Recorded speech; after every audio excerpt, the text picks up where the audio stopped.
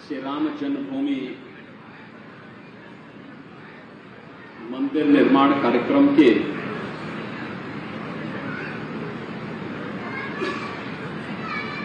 पूर्व रामकोट का निर्माण और इसके लिए आयोजित इस अनुष्ठान में यहां पर पधारे दक्षिण भारत के हमारे अति प्रतिष्ठित पूज्य संत श्री त्रिदंडी जीयर स्वामी रामचंद्राचार्य जी महाराज, जगतगुरु रामानुजाचार्य पूज्य स्वामी श्री श्रीधराचार्य जी महाराज, मान्य विधायक श्री जनार्दन रेड्डी जी, श्रीमती जमुना रेड्डी जी, हमारे अयोध्या के लोकप्रिय विधायक श्री वेद प्रकाश गुप्ता जी, जनपद अयोध्या के ही रुधौली विधानसभा क्षेत्र के लोकप्रिय विधायक श्री रामचंद्र यादव जी, आज के इस धार्मिक अनुष्ठान में यहां पर उपस्थित सभी श्रद्धालुजन और उपस्थित भाइयों बहनों, आप सभी का मैं अयोध्या धाम के इस भव्य आयोजन और अयोध्या में श्री राम जन्मभूमि और यहां के पावन स्थलों के दर्शन के लिए आगमन पर हृदय से अभिनंदन करता हूं। ये मेरे लिए अत्यंत प्रफुल्लित करने वाला क्षण है जब श्री राम जन्मभूमि पर रामलला के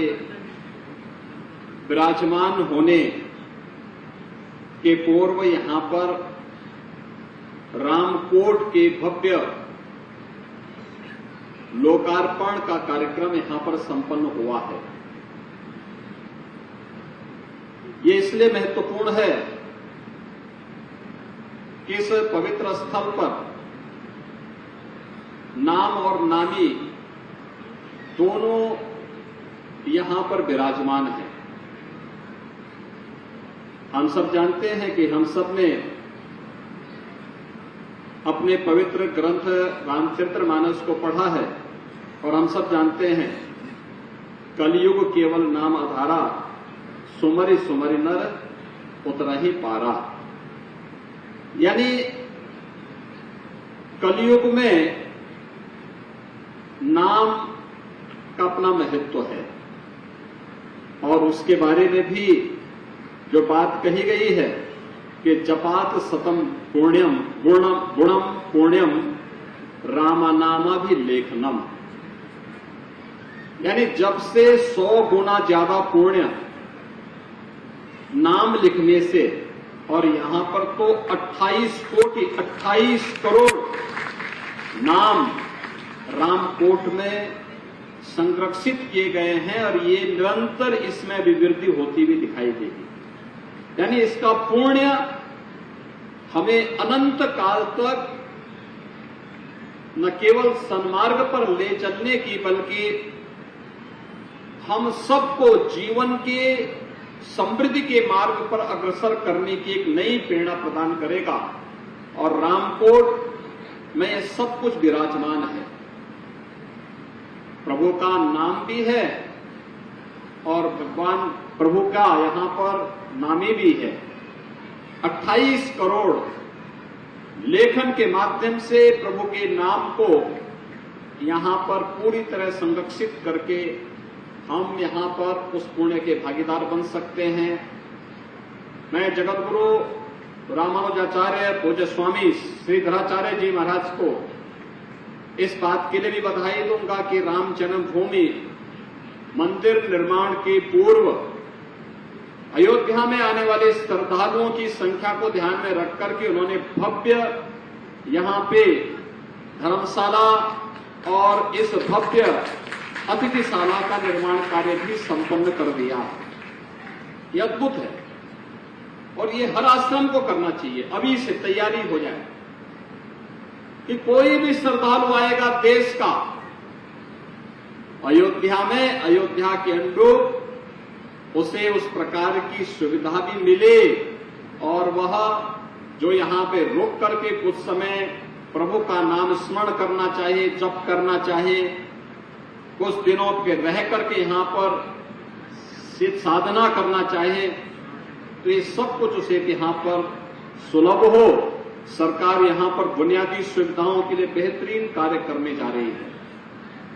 और मैं तो चाहूंगा कि हमें बिजली के खर्चे को कम करने के लिए सोलर पैनल, रिन्यूएबल एनर्जी का उपयोग भी करना चाहिए। सोलर पैनल लगा करके आप जितनी बिजली अपने यहां खर्च करेंगे, आपके कनेक्शन से उतनी तो कटौती हो ही जाएगी, लेकिन अगर आपके पास सरप्लस ऊर्जा होगी, उसको सरकार लेगी और उसका दाम भी आपको उपलब्ध करवा देगी। इसके लिए भी हम लोगों ने आश्रमों के लिए, घरों के लिए नेट मीटरिंग की व्यवस्था की है और जो कॉमर्शियल स्थल हैं वहां पर नेट बिलिंग की व्यवस्था भी की है। हम इन सभी सुविधाओं का लाभ अगर समयबद्ध तरीके से ले लेंगे तो स्वाभाविक रूप से अयोध्या को सोलर सिटी, सूर्यवंश की राजधानी है तो सोलर सिटी के रूप में इसे विकसित करने की जो आदरणीय प्रधानमंत्री जी की मंशा है, उसके अनुरूप यहां कार्य को गति देने में सफलता प्राप्त होगी। अयोध्या में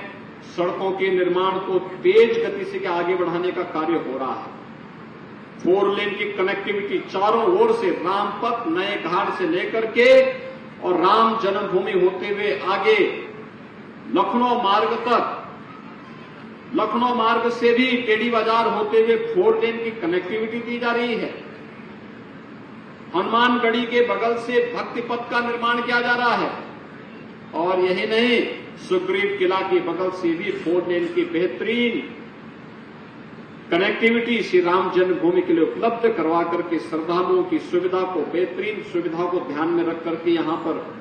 अन्य अनेक कार्यक्रम किए जा रहे हैं। आने वाले समय में अयोध्या दुनिया की सुंदरतम नगरी के रूप में स्थापित हो, यही प्रधानमंत्री जी की इच्छा है और उसी के अनुरूप केंद्र और राज्य सरकारें पंचकोशी परिक्रमा को, 14 कोशी परिक्रमा को, 84 कोशी परिक्रमा को, संतों और श्रद्धालु जनों को मिलने वाली सुविधा को ध्यान में रख करके अनेक कार्यक्रम चला रही है। हम सबको भी अतीव श्रद्धा भाव के साथ, अभी थोड़ा जिस समय तोड़फोड़ चल रही है, निर्माण कार्य चल रहा है, तो अभी बेतरतीब लोगों को लग रहा होगा, लेकिन अभी अगले 1 वर्ष के अंदर आप देखेंगे एक सुंदर स्वरूप अयोध्या का हम सबको देखते हुए बनेगा। मैं इस अवसर पर आज एक बार फिर से पूज्य जीयर स्वामी जी का, जगत गुरु रामानुजाचार्य पूज्य स्वामी श्रीधराचार्य जी का और उनकी सभी पूज्य संतों का मैं एक बार फिर से हृदय से अभिनंदन करते हुए उन्हें कोटि कोटि बधाई देता हूं। राम कोट के इस निर्माण के लिए और अतिथिशाला के भव्य निर्माण के लिए भी मैं उनका हृदय से अभिनंदन करते हुए अपनी ओर से उन्हें बधाई देता हूं, अपनी शुभकामनाएं देता हूं। जय जय श्री राम।